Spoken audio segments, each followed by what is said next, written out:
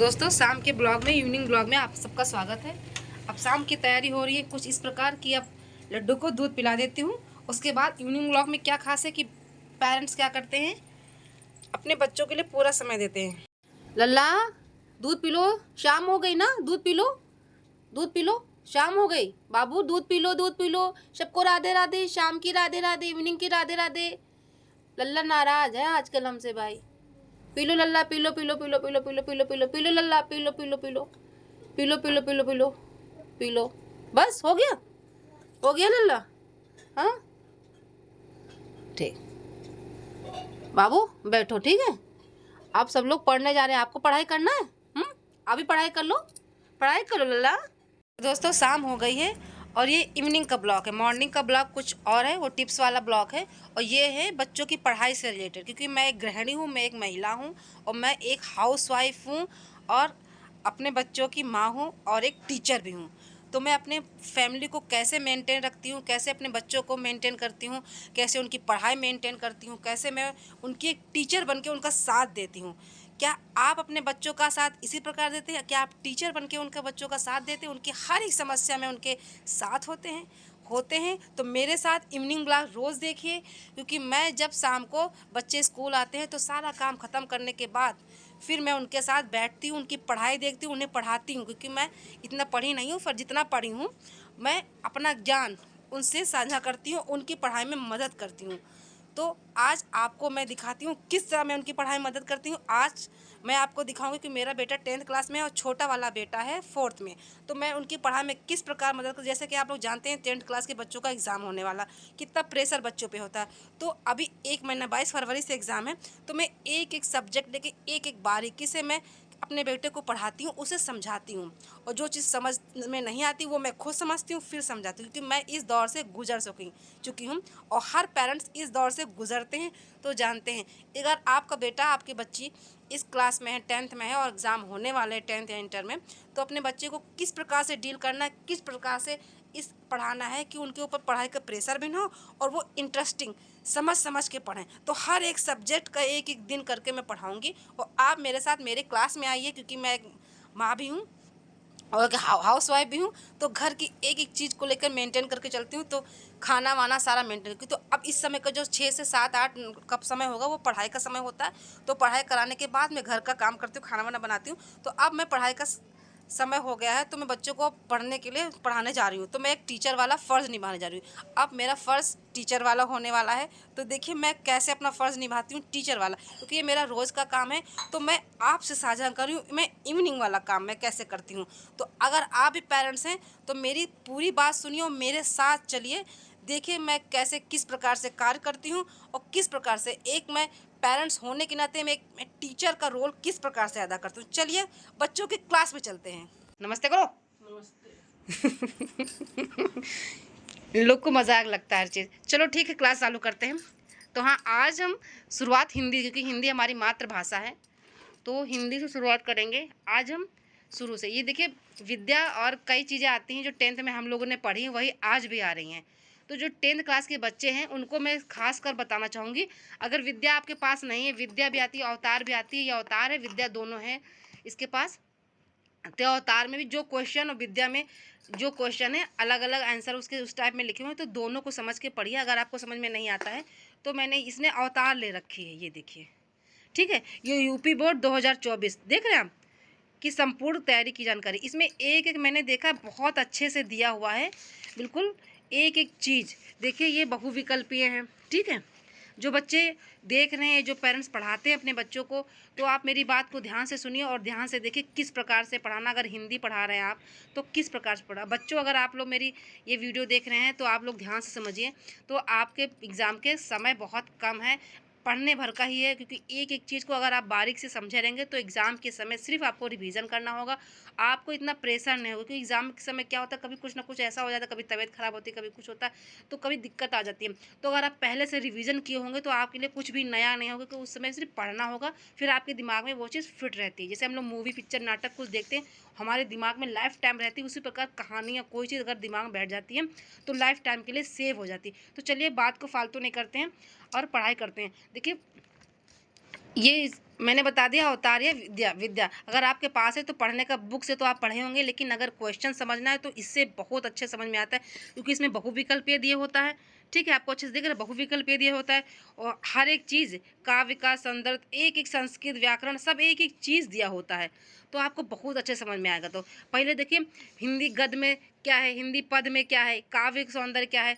ठीक है, तो पहले तो हम ये देखिए कितना बढ़िया अच्छे से दिया हुआ है। वंश तुम इस समय क्या पढ़ रहे थे? पहले तो अपने बेटे से पूछेंगे ये पढ़ क्या रहा था, क्योंकि हम अपने मन से कुछ इसे नहीं पढ़ाएंगे, पहले इससे हम पूछेंगे कि तुम पढ़ क्या, क्योंकि ये पढ़ पहले से रहा था, तो मैं इससे पहले पूछूंगी तुम क्या पढ़ रहे थे बेटा। ठीक है, आप भी अगर पढ़ रहे थे तो आप मेरी बात को ध्यान से सुनिए। मैं इससे पूछूंगी कि आप पढ़ क्या रहे थे बेटा, उसमें क्या आपको समझ में नहीं आ रहा। हाँ तो बेटा बताओ वंश तुम क्या पढ़ रहे थे इस समय? रसखान। रसखान पढ़ रहे थे। खोलो रसखान। रसखान में क्या है, लेसन खोलो रसखान का। रसखान खोलो, बुक से भी पढ़ेंगे और इससे भी पढ़ेंगे, क्योंकि एक बार रिवीजन हो जाएगा तो बहुत अच्छे से समझ में आएगा। और एक रफ़ कॉपी भी साथ में रखेंगे, क्योंकि रफ़ कॉपी में एक बार लिखने से बहुत अच्छा समझ में आता है। देखिए रसखान का सवैया कवित, हाँ ये रसखान का जीवन परिचय, जीवन परिचय पढ़ रहे थे तो जीवन परिचय आप लोग देखिए, कई जीवन परिचय दिमाग में बैठा लीजिए, क्योंकि 3-4 आते हैं, उसमें से एक जीवन परिचय करना होता है। ठीक है, एक रसखान का होता है और कई चीज़ें हैं, कौन कौन सा है। तो ये जीवन परिचय रसखान का पढ़ते तो रसखान के बारे में हम लोग पढ़ेंगे। मेन टॉपिक क्या होता है कि ये सब कहानी, आप समझो कहानी, एक पिक्चर, एक मूवी है। जीवन परिचय में पढ़ लेंगे, इसे जो कि पढ़ेंगे क्या है जीवन परिचय का मतलब होता है कि उनके जीवन में से रिलेटेड क्या क्या चीज़ें हैं। तो आप लोगों ने तो पढ़ाई होगा तो आपको अच्छे समझ में आ जाएगा। इसको दिमाग में कहानी की तरह आप लोग पढ़िए, जैसे कि हिंदी साहित्य और ब्रजभाषा प्रेम, ये कृष्ण भक्त थे, ये मुसलमान कवियों में रसखान अग्र कवि हैं, विद्वान द्वारा इनका मूल नाम सैयद इब्राहिम माना जाता है। इनका जन्म जन्म दिल्ली में हुआ था। इनका जीवन व्रत अभी भी अंधकार में है, अर्थात विद्वानों के बीच इनके जन्म के संबंध में अभी भी मतभेद है, क्योंकि अलग अलग विद्वान अलग अलग तरह से इनके जन्म के बारे में बताए थे। आप सबका पढ़ लीजिए, कुछ न कुछ तो आपके दिमाग में बैठ ही जाएगा। ठीक है, जीवन परिचय सभी का बहुत अच्छे से पढ़ लीजिए, बहुत अच्छे से याद कर लीजिए। और साहित्य परिचय, साहित्य में इनका क्या परिचय, ये भी बहुत अच्छे से पढ़ लीजिए। मेरे कहने का मतलब ये है कि जैसे अगर आप साहित्य जीवन परिचय आप पढ़ रहे हैं किसी का, तो थोड़ा थोड़ा सा हेडिंग सब कुछ पढ़ लीजिए। तो जीवन परिचय में समझ लीजिए, तो समझने की बात है। फिर साहित्य में परिचय, ये भी समझ लीजिए।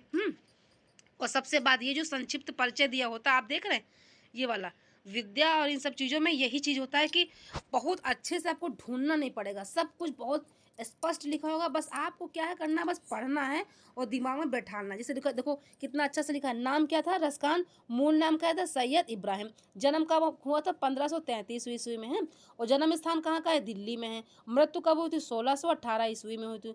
मृत्यु का स्थान कौन सा है, ब्रज है। भक्ति कौन है, कृष्ण भक्ति थी। गुरु कौन थे इनके, गोस्वामी विट्ठल दास जी थे। उपलब्धि क्या थी, रसखान संज्ञा की उपाधि।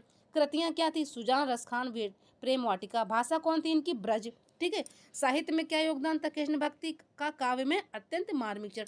इतना अगर आपके दिमाग में बैठ गया बच्चों, ये चीज़ बैठ गया, तो आप सब बना के भी लिख लेंगे, क्योंकि अगर रटेंगे तो बिल्कुल कठिन हो जाता है सब्जेक्ट। ये इसी तरह मैंने अपने बच्चों को बताया है। ठीक है बेटा, वंश तुम भी ये पढ़ो, ये वाला पढ़ लो, ये अच्छे से दिमाग बैठा लो, ये वाला बार बार लिख लो और दिमाग बैठा लो। ये दिमाग बैठ जाएगा तो पूरा जीवन परिचय आपके दिमाग में बैठ जाएगा। तो ये रसखान पढ़ रहा था। ठीक है, तो रसखान का ये वाला पार्ट मैंने इसे समझा दिया कि ये जो संक्षिप्त परिचय है, इतना अगर दिमाग में बैठ गया तो पूरा मैटर इसके दिमाग में बैठ जाएगा। इसी तरह 4-5 आप लोग पढ़ लीजिए, जैसे रसखान है, कबीरदास हैं, और कौन कौन से हैं, सभी का है, तो सबका पढ़ लो। हाँ तुलसीदास, सब पढ़ लो इसको अच्छे से। तो अब हिंदी पढ़ाई जा रही है आज, तो आज हिंदी पढ़ रहा था, तो हिंदी का था, क्योंकि हिंदी और छोटी छोटी चीज़ कर लेगा, मैथ को बाद में करेगा, क्योंकि साइंस में क्या है, साइंस में बनाना होगा, वो फिगर बनाने होंगे, डायग्राम बनाने होंगे, उसको भी समझना होता है। तो हिंदी क्या होता है कि दिमाग में बैठ जाएगी तो ज़्यादा प्रेशर नहीं रहेगा दिमाग में, ये सब दिमाग में कहानी की तरह याद हो जाएंगे, और मैथ समझने वाला सब्जेक्ट होगा।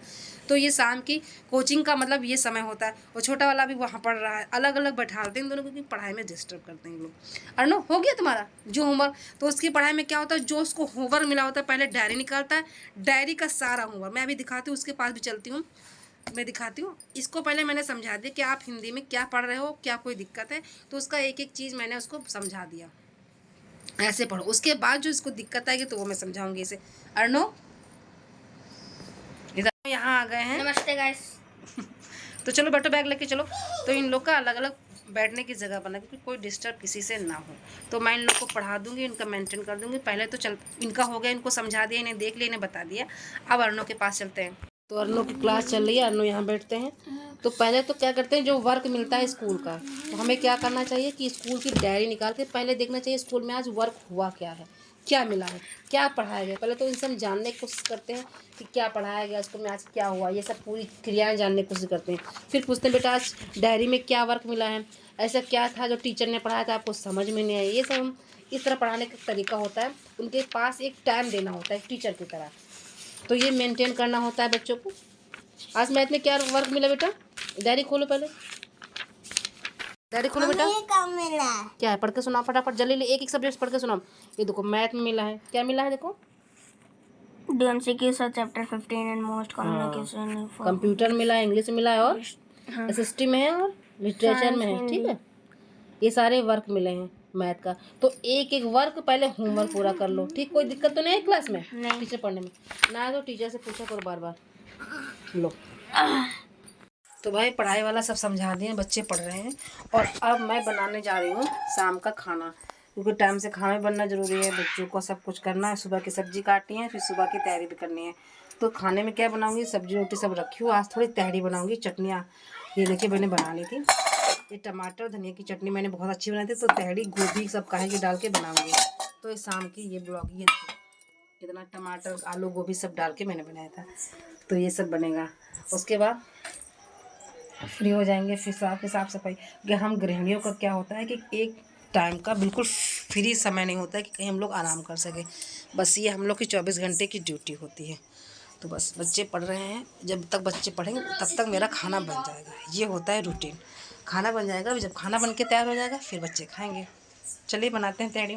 भाई अब शाम की तैयारी हो गई है, रंग बिरंगी तैयारी बन गई हमारे लड्डू की। और ये पानी गर्म कर दिए, क्योंकि ठंडा पानी उनको नुकसान करता है। तो पानी गर्म कर दिए हैं, ये देखो पानी गर्म हो गया है। तो तैयारी खिला दे, पानी गर्म गुनगुन गुनगुन पिला दे, ठंड ना लगे। देखो हल्का सा गुनगुन पानी ले लिया, उनको ठंड ना लगे, ये देखो। और उनके लिए बढ़िया से तैयारी निकाल लें, देखो। और भाई शाम की तैयारी में क्या, सुबह की तैयारी क्या की है, आलू और बंधे की सब्जी बनाऊंगी सुबह। और बज रहा है 7:30, ये देख रहे हैं आप लोग। बस इतनी जल्दी घर का सारा काम ख़त्म करके फिर अपने लिए समय निकालेंगे। ये देखिए कलरफुल गाजर की सब काहे की तैयारी में, हमारे लड्डू को बहुत पसंद है। ये देखो गोभी मटर ये सब लड्डू को देते हैं, ये सब लड्डू को खिला दें। ये देखिए ऐसे। चलिए इसे बंद कर दें और लड्डू को अपने हम खिला देते हैं फटाफट, जल्दी से लड्डू हमारे खा लें, फिर सबको खिलाएं। अब हमारे लल्ला का खाने का सामान हो गया। दूध पी चुका था अभी, अब ये तैयारी खाएगा, इतनी सुंदर वाली तैयारी खाएगा। लल्ला को पसंद है ना। पानी देखो गर्म हो गया, देखो ठंडा है, गुनगुन करके लाया अपनी छोटी कुड़ी के लिए। चलो बाबू तैयारी खा लो, ठीक है। फिर मालिश करके सो जाएगा ना 10 बजे तक। लो खा लो बाबू, खा ले खा ले खा ले खा ले खा ले खा ले। सबको राधे राधे बोलो बाबू। आप सब हमेशा राधे राधे बोलते रहिए, राधे राधे राधे राधे। चलो लल्ला मटर खा लो बाबू, राधे राधे राधे राधे राधे राधे। इवनिंग ब्लॉग कैसा लगा आप लोग कमेंट बॉक्स में ज़रूर लिखिएगा। अगर 10th के आप लोग स्टूडेंट हैं बाबू, तो आप लोग भी लिखिएगा, अपना राय दीजिएगा, बताइएगा।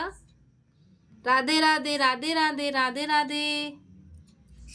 तो वीडियो का एंड करेंगे इवनिंग ब्लॉग में, मॉर्निंग वाला वीडियो डालें, वो भी आप लोग देख लीजिएगा। खा ले बाबू, राधे राधे राधे राधे राधे राधे। हो गया बाबू, ले लो पानी पी लो, पानी पी लो, पानी पी लो, पानी पी लो, पानी पी लो, पानी P low, P low P low P low P low P low P low. आहा आहा, बस बस बस हो गया। ठीक है दोस्तों, मिलते हैं कल सुबह, तब तक के लिए राधे राधे सब।